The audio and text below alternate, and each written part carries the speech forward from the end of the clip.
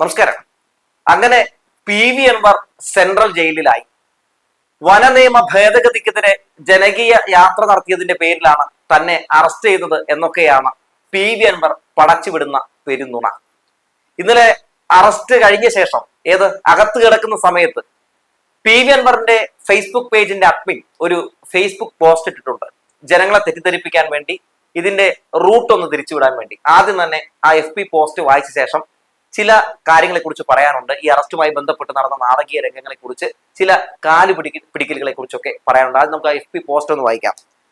FB post ഇങ്ങനെയാണ് തുടങ്ങുന്നത് കേട്ടോ. പ്രിയപ്പെട്ടവരെ, എന്നെ അറസ്റ്റ് ചെയ്ത് ജയിലിൽ അടച്ചത് ജനാധിപത്യ വിരുദ്ധമായ വനനിയമ ഭേദഗതിക്കെതിരെ നടത്തിയ ജനകീയ യാത്രയുടെ ഭാഗമായി നടന്ന പ്രക്ഷോഭങ്ങളുടെ ഭാഗമായിട്ടാണ്.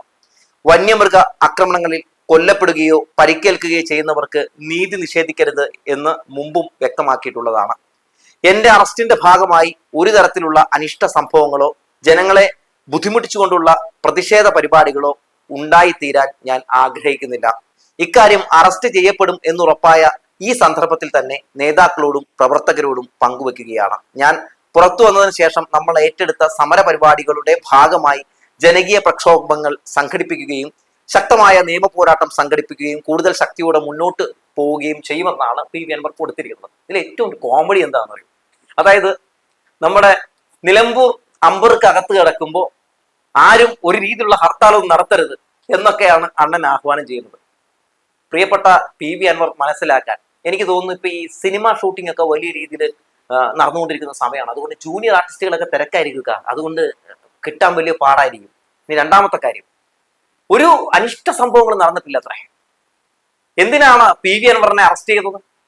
അതായത് ഫോറസ്റ്റ് ഓഫീസർ ആക്രമിച്ചതിന്റെ പേരിലാണ്. അത് തല്ലി തകർക്കുന്നു, ശേഷം അവിടുത്തെ പൊതുമുതൽ നശിപ്പിക്കുന്നു, പോലീസുകാരെ കയ്യേറ്റം ചെയ്യുന്നു. അങ്ങനെ ഒരു ഗൂണ്ടയെ പോലെ അഴിഞ്ഞാടിയതിന്റെ പേരിലാണ്. അല്ലാതെ ഇവിടെ ഒരു സമരം നടത്തിയതിന്റെ പേരിൽ ഒരാളെയും ഇത്തരത്തിൽ അറസ്റ്റ് ചെയ്യാറില്ല. ജാമ്യമില്ലാ വകുപ്പൊന്നിട്ട് അറസ്റ്റ് ചെയ്യാറില്ല, നമുക്കറിയാവുന്ന കാഴ്ചയാണ്. അപ്പൊ ഒരു ഫോറസ്റ്റ് ഓഫീസ് അത് അറ്റാക്ക് ചെയ്യാൻ ശ്രമം നടത്തിക്കൊണ്ട് ചിലർ അഴിഞ്ഞാടുമ്പോൾ സ്വാഭാവികമായും ഇത്തരത്തിലുള്ള നിയമ നടപടികളൊക്കെ സ്വീകരിക്കും. അത് അറിയാം. എന്താണ് സത്യത്തിൽ സംഭവിച്ചത്? അണ്ണന് മനസ്സിലായി പണി പാടിയെന്ന്. ഒതായിലെ പുത്തം വീട്ടിൽ ഒളിച്ചിരിക്കുകയായിരുന്നു. അവസാനം പോലീസ് അവിടെ എത്തി അൻവറിനെ വിളിക്കുമ്പോൾ അൻവർ കതക് തുറക്കുന്നില്ല. എന്തുകൊണ്ട്? പേടിച്ചകത്തിരിക്കുകയായിരുന്നു. ആ തക്കം കൊണ്ട് അൻവർ ചറപറ പ്രവർത്തകരെയൊക്കെ വിളിച്ചു പറഞ്ഞു. അങ്ങനെ 4-3-7 പ്രവർത്തകരൊക്കെ അവിടെ എത്തി. അതിൽ എത്ര ജൂനിയർ ആർട്ടിസ്റ്റ് എന്നൊന്നും എൻ്റെ അടുത്ത് ചോദിക്കരുത്. അവിടെ കുറച്ച് ആളുകൾ എത്തി. അവസാനം പോലീസ് അകത്ത് കയറി അറസ്റ്റ് ചെയ്യുന്ന സാഹചര്യം ഉണ്ടായി. അറസ്റ്റ് ചെയ്ത് അദ്ദേഹത്തെ പുറത്തേക്ക് കൊണ്ടുവരുമ്പോൾ അദ്ദേഹം നോക്കുന്നുണ്ട്, അതായത് പ്രവർത്തകരൊക്കെ ഉണ്ടോ എന്ന്. അവിടെ നിന്ന് തൊണ്ട പൊട്ടി ചില ആളുകളൊക്കെ എഴുതി കൊടുത്ത മുദ്രാവാക്യം വിളിക്കുന്നുണ്ട്. അതായത് വലിയ കാര്യമായിട്ട് കൂലി കൊടുക്കുന്നില്ല എന്ന് തോന്നുന്നു. അങ്ങനെ ആ വിളിച്ചുകൊണ്ടിരുന്ന ആള് നിർത്തുമ്പോൾ അവിടെ നിന്ന് ഒരു പുള്ളി പറയുന്നത് വിളിച്ചോ വിളിച്ചോ വിളിച്ചോ എന്ന് പറയുന്നുണ്ട്. ആ രംഗം ഒന്ന് കണ്ടിട്ട് ബാക്കി പറയാം.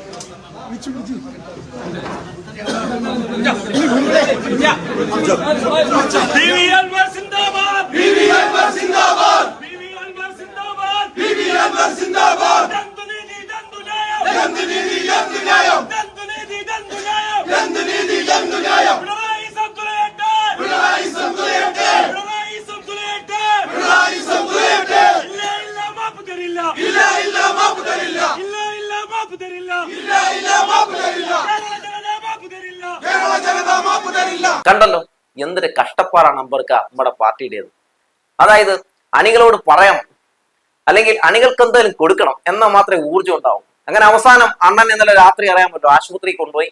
അങ്ങനെ ആശുപത്രി കൊണ്ടുപോയി ആരോഗ്യനിലയൊക്കെ ഒന്ന് പരിശോധിച്ചു. വലിയ പ്രശ്നമൊന്നുമില്ല. ആൾക്ക് ഇച്ചിരി ടെൻഷൻ ഉണ്ടാക്കി. പിന്നെ അങ്ങോട്ടേക്ക് കുറെ ആളുകൾ ഒഴുകിയെത്തി. നമ്മുടെ റിപ്പോർട്ടർ ചാനൽ അടക്കമുള്ള ആളുകളൊക്കെ പറയുകയാണത് DMKയുടെ പ്രവർത്തകർ മുഴുവൻ ഒഴുകിയെത്തുന്നു എന്നാണ് പറഞ്ഞത്. സത്യത്തിൽ എന്താണ് അവിടെ സംഭവിച്ചത്? ഇത്തരത്തിൽ ഫോറസ്റ്റ് ഓഫീസ് തകർത്ത കേസിലെ പ്രതിയെ അവിടെ കൊണ്ടുവരുമ്പോൾ അവരെ കാണാൻ വേണ്ടി, അൻവറിനെ കാണാൻ വേണ്ടി വന്ന ആളുകളാണ് അവരൊക്കെ. അത് അവരാരും അണികളല്ല. അതാണ് സത്യം. അൻവറിനൊരു ഹീറോ പരിവേഷം കൊടുക്കാൻ റിപ്പോർട്ടർ ചാനലൊക്കെ നന്നായി കിടന്നങ്ങ് ഗീർവാണം അടിക്കുന്നുണ്ട്. ഇന്നലെ രാത്രി അരുണായിരുന്നു നല്ല രീതിയിൽ ഇങ്ങനെ അടിച്ച് കയറ്റിക്കൊണ്ടിരുന്നത്. ഈ ഒരു ഒറ്റ അറസ്റ്റോട് കൂടി തന്നെ അൻവർ ഹീറോ ആയി എന്നാണ് പറഞ്ഞത്. ഇന്നലെ ആ ഒരൊറ്റ അറസ്റ്റോട് കൂടി തന്നെ അൻവർ ബിഗ് ഹീറോ ആയി മാറിയിട്ടുണ്ട് എന്നുള്ളതാണ് സത്യം. എന്താണ് അറസ്റ്റ് ചെയ്ത ശേഷം അൻവർ പറഞ്ഞത്? ഞാൻ മുസ്ലിം ആയതുകൊണ്ടാണ് അത്ര എന്നെ അറസ്റ്റ് ചെയ്തത്. എത്ര വൃത്തികെട്ട ചിന്താഗതിയും ഒരു വൃത്തികെട്ട വർഗീയതയുമാണ് ഞാൻ തുപ്പുന്നത്. എന്റെ പേര് നോക്കൂ, എന്റെ പേര് അൻവർ എന്നാണ്.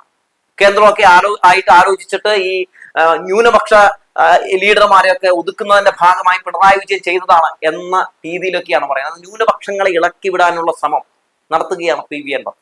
ഇത്രയും വൃത്തികെട്ട ഒരു MLA ഒരുപക്ഷെ നമ്മുടെ കേരളത്തിൽ ഉണ്ടായി കാണില്ല എന്നാണ് എനിക്ക് തോന്നുന്നത്. കാരണം ഇങ്ങനെയൊക്കെ ഇത്തരത്തിലൊരു വർഗീയ ചുവയോടുകൂടി സംസാരിച്ച് അതിനെ മറ്റൊരു രീതിയിലേക്ക് തിരിച്ചുവിടാനൊക്കെ ശ്രമം നടത്തുന്ന ഒരു ജനപ്രതിനിധി സത്യത്തിൽ നമ്മുടെ ജനാധിപത്യ സംവിധാനത്തിൽ തന്നെ ഒരു കൃമി കീടം എന്ന് പറയാതെ വയ്യ.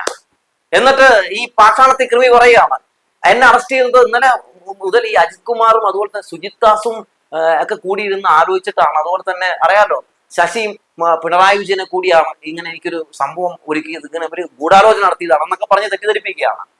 അല്ലാതെ തകർത്തതിന്റെ പേരിലല്ല, തകർത്തതിന്റെ പേരിലാണ് അൻവറിനെ അകത്തിട്ടത്. അൻവറിന്റെ വിചാരം അൻവർ എന്തോ വലിയ സംഭവമാണെന്നാണ്. അൻവർ ഒരു സംഭവമല്ലെന്നേ. അൻവർ ഇങ്ങനെ ഇത്തരത്തിൽ നിയമങ്ങളൊക്കെ കയ്യിലെടുത്തുകൊണ്ട് നിയമവിരുദ്ധ പ്രവർത്തനങ്ങൾ ചെയ്യുമ്പോൾ ഇതെല്ലാവരും ഇങ്ങനെ കൈകെട്ടി നോക്കി വെക്കണം, കൈയടിക്കണം, അതൊക്കെ അങ്ങ് മനസ്സിൽ വെച്ചാൽ മതി. ഇവിടെ നിയമവിരുദ്ധ പ്രവർത്തനങ്ങൾ കാണിച്ചാൽ, ഇവിടെ ഒരാൾ ഗൂണ്ടയെ പോലെ തെമ്മാടിയെ പോലെ അഴിഞ്ഞാടിയാൽ അവരെ പിടിച്ചു കൂട്ടും. അതിനൊക്കെ പറ്റിയ ഒരു ഗവൺമെന്റ് തന്നെയാണ് അവിടെ ഭരിക്കുന്നത്. പിന്നെ ഈ മുസ്ലിം വിരുദ്ധത ഈ സർക്കാരിനുണ്ട് എന്ന് വരുത്തി തീർക്കാൻ വേണ്ടി അൻവർ വലിയ ഗീർവാണം അടിക്കുമ്പോൾ അൻവർ ഒരു കാര്യം മനസ്സിലാക്കണം കേട്ടോ. ഈ പൗരത്വ ഭേദഗതി നിയമത്തിനെതിരെയൊക്കെ ശക്തമായി പോരാടിയതാണെന്നത് LDF അല്ലേ? ഇപ്പൊ ഈ എടുത്ത് പൊക്കി പിടിച്ചുകൊണ്ട് നടക്കുന്ന UDF ഏതെങ്കിലും നേതാക്കൾ പൗരത്വ ഭേദഗതി നിയമം നടപ്പിലാക്കാൻ പറ്റില്ല എന്ന് എവിടെയെങ്കിലും പറഞ്ഞു കേട്ടോ? ഇല്ല. UDF അധ്യക്ഷനായിട്ടുള്ള മല്ലികാർജുൻ ഖർഗെയോട് പൗരത്വ ഭേദഗതി നിയമത്തെ കുറിച്ച് എന്താണ് പറയാനുള്ളതെന്ന് പറഞ്ഞപ്പോൾ അദ്ദേഹം പറഞ്ഞു നേരം വെളുക്കട്ടെ എന്നാണ്. ഇതുവരെയായിട്ട് നേരം വെളുത്തിട്ടില്ല. മാത്രവുമില്ല, ഈ വിഷയവുമായി ബന്ധപ്പെട്ട് രാഹുൽ ഗാന്ധിക്ക് ഒരു പ്രതികരണം ഉണ്ടോ? ആർക്കും ഒരു പ്രതികരണമില്ലല്ലോ. എന്നാൽ ഈ സന്ദർഭത്തിലൊക്കെ എന്താണ് പിണറായി വിജയൻ സ്വീകരിച്ച നിലപാട്? പൗരത്വ ഭേദഗതി നിയമം നടപ്പിലാക്കാൻ പറ്റില്ല എന്ന് പറഞ്ഞു. സുപ്രീം കോടതി അതുമായി ബന്ധപ്പെട്ട് ഷൂട്ട് ഫയൽ ചെയ്തു. അത് ആ നിയമം പ്രാബല്യത്തിൽ വന്നപ്പോൾ പോലും ലോക്സഭാ തെരഞ്ഞെടുപ്പ് നടക്കുകയാണ് എന്നതുപോലും നോക്കാതെ മുഖ്യമന്ത്രി പിണറായി വിജയൻ പറഞ്ഞു ഈ നിയമം കേരളത്തിൽ നടപ്പിലാക്കാൻ പറ്റില്ല എന്ന്. മുസ്ലിം ന്യൂനപക്ഷങ്ങളെ കടന്നാക്രമിക്കുന്ന അവരെ തീവ്രവാദികളാക്കി ചിത്രീകരിക്കുന്ന ഒരു സിനിമ ഇറങ്ങി, കേരള സ്റ്റോറി. സുദീപ് സെൻ എന്ന് പറയുന്ന സംഘപരിവാറുകാരനാണ് ആ സിനിമ മേക്ക് ചെയ്തത്. എന്തിനു വേണ്ടിയായിരുന്നു? തിരഞ്ഞെടുപ്പിൽ കേരളത്തെ കടന്നാക്രമിക്കാൻ, മുസ്ലിം ന്യൂനപക്ഷങ്ങളെ കടന്നാക്രമിക്കാൻ. എന്തായിരുന്നു മുഖ്യമന്ത്രി പിണറായി വിജയൻ ആ വിഷയത്തിലെടുത്ത സ്റ്റാൻഡ്? ഇത് കേരളത്തിന്റെ കഥയല്ല എന്ന് പറഞ്ഞു. അതിനെതിരെ ശക്തമായി ആഞ്ഞടിച്ചു. ഏതെങ്കിലും ഒരു നേതാവ് അത്തരത്തിൽ ആഞ്ഞടിച്ച് നമ്മൾ കണ്ടോ? ഇല്ലല്ലോ. അങ്ങനെ വ്യക്തമായി പറയേണ്ട ഇടങ്ങളിലൊക്കെ രാഷ്ട്രീയം പറഞ്ഞുകൊണ്ട് വർഗീയതയെ ചെറുത്തുകൊണ്ട് പോരാടിക്കൊണ്ട് മുന്നോട്ട് പോകുന്ന ഒരു സർക്കാരാണ് കേരളം ഭരിക്കുന്നതെന്ന് നാട്ടിലെ എല്ലാവർക്കും അറിയാം, ഈ ജനങ്ങൾക്ക് മുഴുവനും അറിയാം. അതുകൊണ്ടാണ് ഈ സർക്കാർ തന്നെ തുടർന്നും ഭരിക്കട്ടെ എന്ന് ജനം വീണ്ടും വീണ്ടും വിധി എഴുതുന്നത്.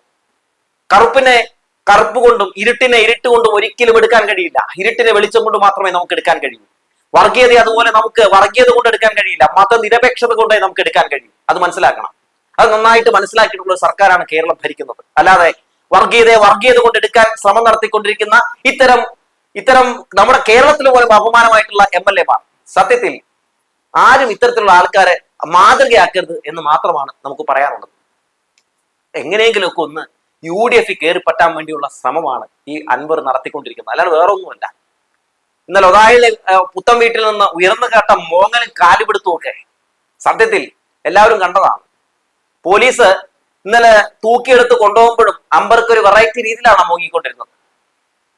എന്നിട്ട് ഇപ്പൊ കിടന്ന് പറയാണ്, അതായത് അഡ്മിന്മാരെ കൊണ്ടങ്ങ് എഴുതിയിടിപ്പിക്കുകയാണ്. അത് ആരും ഹർത്താൽ നടത്തരുത്, അത് എടുത്തെടുത്ത് ഇത് എടുത്തെടുത്ത് ആര് നടത്താനാണ്? സത്യത്തിൽ കേരള രാഷ്ട്രീയത്തിൽ നിന്ന് PV അൻവറിന്റെ പേര് എന്നേ കേരള ജനത വെട്ടിക്കഴിഞ്ഞു. DMK എന്ന് പറയുന്ന ഈ ഡ്യൂപ്ലിക്കേറ്റ് പാർട്ടി ഉണ്ടല്ലോ, ഈ പാർട്ടി കേരള ഘടകമാണ് DMKയുടെ എന്നാണല്ലോ പറയുന്നത്. ഔദ്യോഗികമായിട്ടുള്ള കേരള ഘടകം പറയുന്ന DMK എന്ന് പറയുന്ന ഞങ്ങളുടെ പേര് ഉപയോഗിക്കരുതെന്നാണ്. മുഴുവൻ തട്ടിപ്പ്, മുഴുവൻ വ്യാജം, അതിനപ്പുറത്തേക്ക് വേറെ ഒന്നുമില്ല.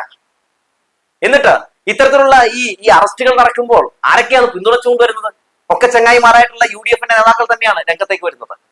കടുത്ത പിണറായി വിരുദ്ധത, ഇടത് വിരുദ്ധത, ഒപ്പം കുറച്ച് വർഗീയത, ഇതൊക്കെയാണ് ഇപ്പോൾ അൻവറിന്റെ കയ്യിലുള്ള സംഗതികൾ.